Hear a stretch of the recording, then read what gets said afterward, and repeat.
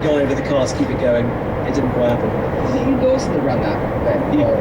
Yeah. I was speaking to him last week actually on a Zoom call.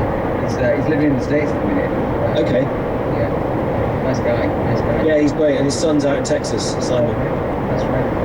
At this point, I feel like Phil Taylor's question on Twitter comes in, because we are getting close, and he said, because we had to establish that Ben Collins is a racing driver who was also the Stig, rather than just going straight with the Stig thing, because a lot of people probably thought you were just the Stig.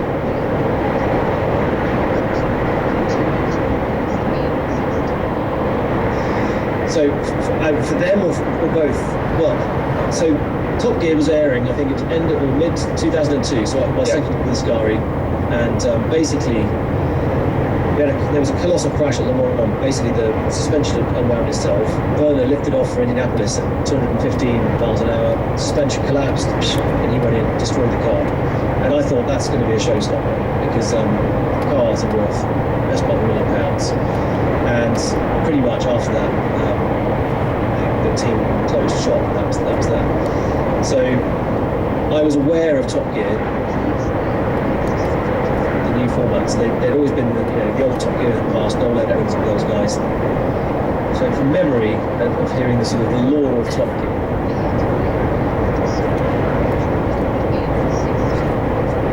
with an anonymous driver, which they had, Perry McCarthy. He was the Stig in a black suit, and I'd done a day or two in that period of time, because I'd done some work for the Top Gear magazine, so I ended up in a black suit a couple of times.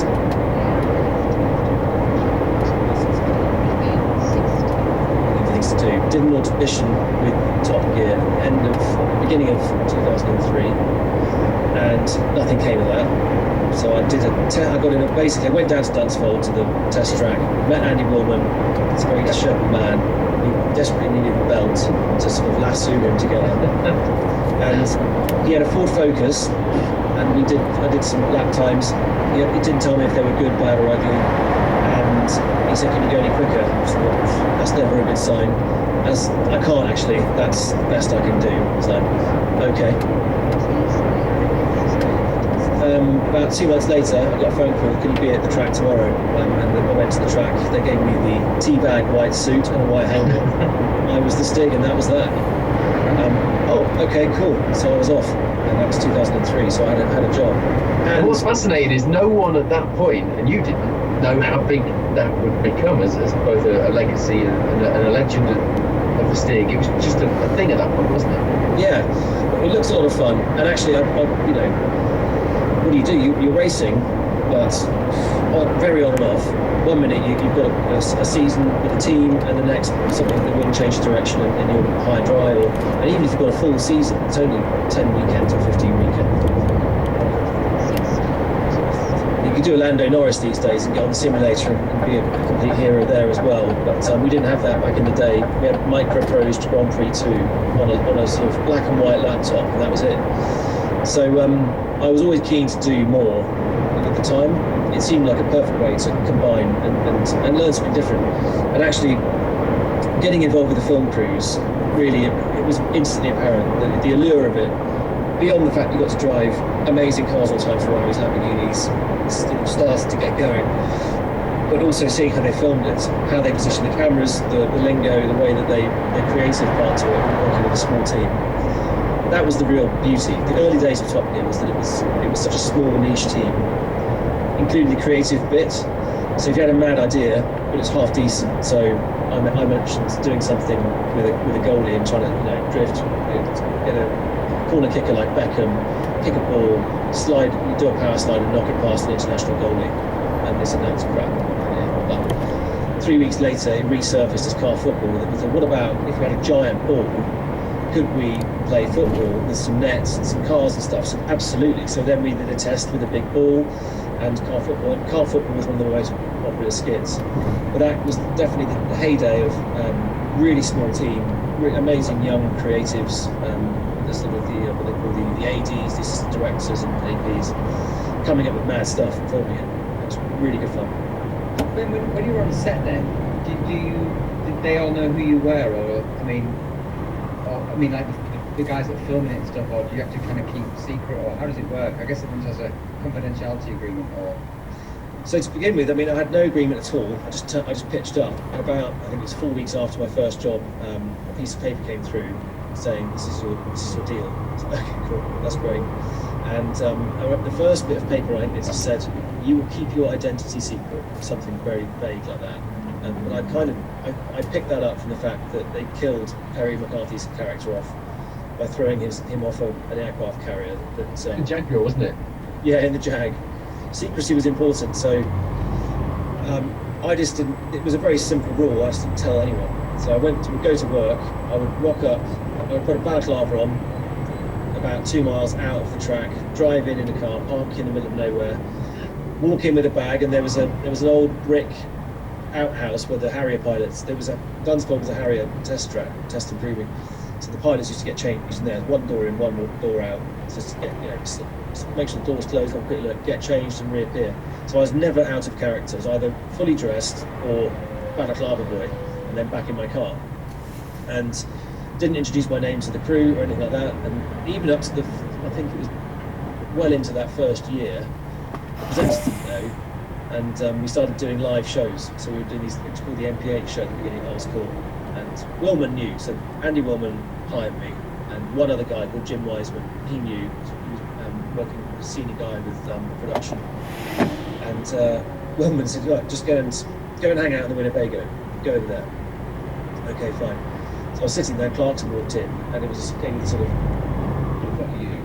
And Andy said I could sit here, I think that's okay. And so, and then that was how he found out. So he'd gone outside. Reflects this guy. And that was me. So it was a fun way to get started. See, it's not such a. We had Top Gear at Cadwell Park last year, and I had to sign all the safety stuff. So they weren't, obviously you don't talk about who it is, but they weren't so cautious about the identity or the Stig. Whereas in your day, it was all in the papers, wasn't it? I remember when it first came out, but everyone was talking about it. Yeah, well, at the beginning, it was very unknown. And there was no internet, so the internet hadn't kicked in yet. There was no camera phones, and so I remember they asked me to do an interview in my full Stig kit with this Dutch TV crew, and even I knew that wasn't a good idea. I said, "Are you sure that you want me to do that? Because people would recognise my voice." And everyone was like, pfft. Because it wasn't shown in Holland. It's like, it doesn't matter. Except that 3 years later, that recording came out on YouTube, which didn't even exist in '03. I don't think maybe it did, but no one was aware of it. And then it came back, and people, oh, that voice sounds familiar. So that came back to haunt us, but that was 2 years away. So for the first 2 years, I would say we had it utterly under wraps. Then the internet began, and then you get things like Wikipedia. We used to fiddle around with Wikipedia and keep putting Damon Hill in. So we were constantly, I say we, however we did it, but there were lots of different ways to do that ruse. But 8 years, it was quite a challenge. It got harder as it went on. Then we had the Sunday Times broke into my changing room. So we had a porter cabin by that point. Was that who broke it initially? So the first, there was a couple of little leaks, but they were never really substantive. Sorry, I interrupted the Sunday Times story, Matt. Well, yeah, they did. So they broke in. That was in. I say broke in, but it's pretty playful and stuff. But they went through my kit, and I'd already thought ahead to not bring my wallet into work, so that was locked in the car. And they did a big article, the Stig has size 10 feet, so that's all they could do. So but the word was starting to go, it was things like insurance documents and stuff you have to put your name to. That was collateral, and start people in the crew started to know, so you end up, your mobile phone number starts to get given out to more people. And then I'd appeared a couple of times as myself, but that was more to try and throw smoke over things. You were in the 24-hour 2CV race, weren't you? I did do that. That was 2002, so very early on. But yes, you're right. 03. That was quite early. So, but to do that, you have to give your real racing license over. So towards the end, I made a fake BBC ID. It was Richard Jameson for checking into hotels and stuff. So I would get hotels booked with a fake name rather than me, Ben. And I had my name, make sure I was never put on a call sheet and things like that. So the first of the slip up was, I think, 07, because my name was on a health and safety report from having had a terrible crash in the jet car. Yeah. And I got flagged as a driving consultant, which wasn't helpful. So that kind of got a few things going. And then actually the BBC's Radio Times did a big feature. With a front page cover, they got someone dressed up in the suit, and it just said, "Who is the Stig? The nation needs to know," with a reveal inside. And it was me and this 70-year-old man. And it was kind of, and the newspaper saw that and thought, well, we kind of know who it is. And then it started running in the mainstream press. And that was the sort of beginning of the end, really. How cool that was front page news, though. Oh yeah, it's brilliant. To have been a part of that era when it grew to be such a big thing. It was really fun. It was, it was really fun. Plus, you're with a gang. Everybody's in on the secret, and and it's not like you're risking your life. It's you're not a real spy. It's just playing cat and mouse with the press. But in the end, it was always going to come out. And I remember that first time it was actually a builder said, "Oh, sign this, giving me this Stig thing." It was, "Oh, that's not me." He said, "Yeah, it is. Look, your picture's here." My heart did sink because I thought that's the beginning of the end. But in a weird way, it was also a bit of a relief because it's you sort of keeping it in and telling a lot of lies over the years about what you're up to. But I wouldn't have had it any other way. It was an awesome journey and the thought. So when it did end and the Stig thing came out and your book came out, and there was a lot of story about the legal case about you saying in the book you were Stig and talked about it. There was a lot of sarcasm among the presenters. Hammond particularly used to make a lot of quips about it, and there's one point where he said, "Oh, you should write a book about that." And there were quite a few moments where you thought, "Oh, this is actually quite." They're quite hurt by the fact he's come out and done this book. Is that real? They weren't.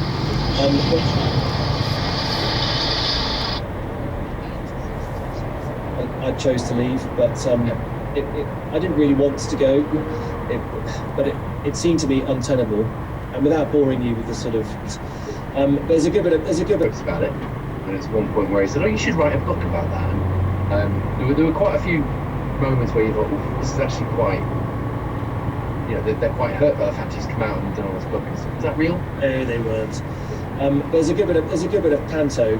I mean, I was never going to get off very lightly, I suppose, because I chose to leave. But I didn't really want to go.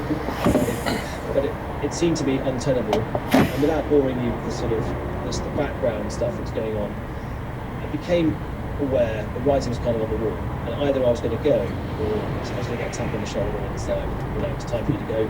And there were a few little warning signs that I saw, and I thought, this is going to end. And I'd rather have been ready to go and do something else afterwards. So I still was 100% wanting to race. I'd always wanted to go racing as the Stig. I thought that was the ultimate thing. That was always my dream, was to fuse the TV piece of Stig with real racing. And we very nearly got that going. Brick car, we did do brick car. We raced a diesel BMW in the fog for 24 hours. I drove about 19 hours of the 24. But it never really happened. I always have ambitions for things. At the end of the day, it wasn't my show, and I loved what I did do, and it was time to go. So, yeah, I had my book, I handed my notice in, and sorry, guy. Dig at Le Mans in Aston Martin, that would have been fun, wouldn't it? Well, that's what they were planning, actually. So we got that close to that coming off. It didn't quite happen, and but I thought it was time to do something. Yeah, I handed my notice in. I was not fired. I always like to clarify that. And I was with my boss, and trying to get it as reasonably as we could. And for whatever reason, they went the legal route, and had to get past those hurdles to get through. But that's kind of been part of the story, hasn't it? The legal fight then became public just as the who's the Stig unmasking moment. And, I was aware of that as a general consumer of Top Gear and motorsport fans. So it was still quite big, wasn't it? Even when you were going through that. Yeah. Oh yeah. Well, my favourite stat is it was in the top 10 searches on Google. It was the Stig, and it was ahead of what is the meaning of life. It was just behind am I pregnant, which I think is brilliant. Priorities and all that. But it was amazing that it got to that point. But I think eventually the bubble had to burst, and it was going to happen one way or the other. So better to be on the front foot. And luckily for me, I always thought, well, someone else could come and do this, and I just thought, had 8 years of the Stig in the white suit, and so they bring in the next one. And then they filmed that really funny one with the Stig farm and all the multicoloured Stigs walking around, and I found that quite amusing. So I suppose so no animosity, because that answers quite a few questions we've had. Was it pantomime, or was all of that kind of play with the other presenters real when they seemed to be pissed off afterwards? No animosity at all. Oh, I think there was some. I don't think Jeremy, I think, was pretty pissed off, and you know, I can see his point of view as well. But of course, at the end of the day, as fun as it is, we've got careers, haven't we? And we've also got to try and go from one league pad to the next. That one for me was closing, like I say. So I made up with everybody afterwards and made sure that always huge respect for everybody I work with, huge respect for Jeremy, Richard, James, Andy, everyone, all the young lads that I work with, the girls too, were brilliant, the production team. So I had nothing bad to say about them. And so the sort of the bit of heat initially after was one great team. And within a year, I was back on the show doing that fantastic thing, help the heroes, the warriors that came in and drove the bowler. So I got to come back and do some training with them. Saw the team out again on the Bond movie, and and actually did a really fun video for them after they left and went to the Grand Tour. We did quite a fun thing at Preston, where I got reeled out dressed as a sort of tramp Stig, but been sleeping rough for the past 4 years. That was with Hammond, wasn't it? Hammond was. Yeah, it was really good fun. I mean, everyone said they couldn't work, they couldn't present. So it was I suppose trying for a time, but things moved on. That's what I'm thinking about actually, where Hammond said to you, "Oh, you should write a book about it." Yeah. And the race to recovery thing, actually, I didn't realise you were involved in that, because I met you during the build-up to that, because I was presenting the off-road cross-country championship, which one of the rounds forming part of that, and they filmed with Hammond and you at was it Crick Howell or somewhere in the middle of Wales, somewhere desolate. My wife still reminds me when she got to ride in the car. Yeah. They needed somebody to jump in the car from the scenes, so I think you and Hammond both ran that one. But there's my fanboy moment out of the way. There usually is one during one of these episodes. Well, the Top Gear thing's over, and you talk about moving on from, Stig hands over to the next thing. And that's funny because James Bond. Yeah, which is awesome. So I mean, whilst I was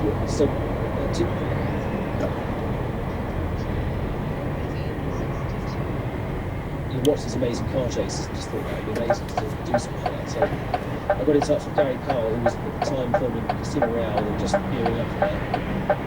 He very kindly put me in touch with another coordinator who got his crew ready. So I went and worked on National Treasure 2. I just broke my ribs racing Bucharest in Romania, so I'm out of the season basically. But I could still drive. So I couldn't. The racing G-force just completely opened up my back, and I could do nothing for a couple of months. So I went and worked on this Bruckheimer movie in London. It was the biggest car chase in London's history. We were smashing these Mercedes through, Central St James's and all that. So that was pretty awesome. And then from then, I managed to get stayed in touch with Gary and worked on Quadra Solace. That was the first Bond, which was just amazing. So that was another level. And then about 7 or 8 Aston DBS cars, chased by these Alphas. One car, but they double up. You've got sort of different spares for different jobs. And they come ready smashed up, so they wheel in the one that's had his door taken off. It's pretty tragic. So you start with these immaculate cars, brand new, and after a few weeks of filming, we were filming that for 3 months, that section. Yes, because they were called continuity. Yeah. And guy turns up with a Stanley knife, sledgehammer, and some rocks, and some chalk, and they just obliterate the side of the car, rip the door off, cut the dashboard up, smash the windscreens, and make it look like the other ones. That's the beauty of Bond, is there's no CGI, so it's all physical. Everything you see, the guys doing these amazing jumps, and that when they had the stunts and stuff on the rooftops, and it's all live work. Those boys are pretty remarkable. So that's the beauty of Bond, is it's real. The cars are there to see actually if you go to the Bond collection, aren't they? It was at the British Grand Prix last year that they did their double around. Yeah, the Bond in motion is, if you've got someone, particularly families,